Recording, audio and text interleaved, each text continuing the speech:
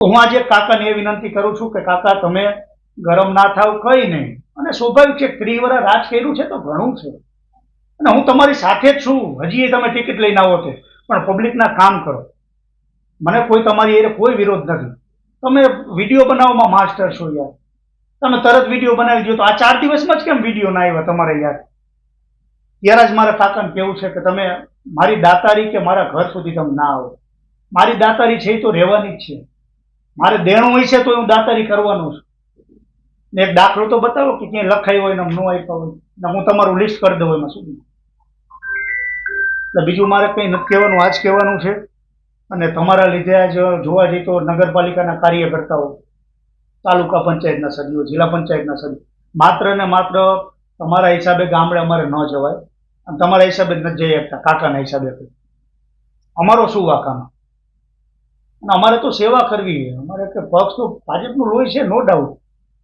પણ આ તમને કહી કે અમે પ્રજા વચ્ચે ગયા છીએ તો અમને તમે બદનામ કરવાનું બંધ કરો. પગે લાગવું હોય તમને શાંતિ કરો.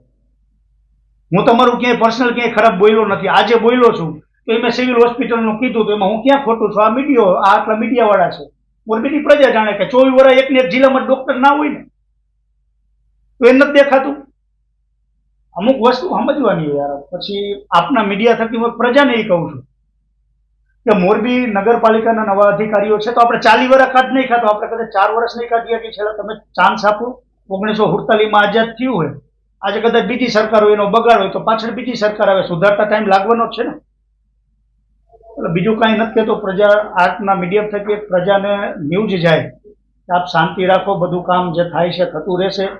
અને જે વાત આવી કે નાના મોટા કામની, જિલ્લા પંચાયતમાં જો ખેડૂતનો વિષય હતો તો મેં કેમ ભાજપ, બધાનું કહેવાનું એવું થાય કે ભાજપ વિરુદ્ધ ના જવાય. ભાજપ વિરુદ્ધ હું આજીવન નથી જવાનું.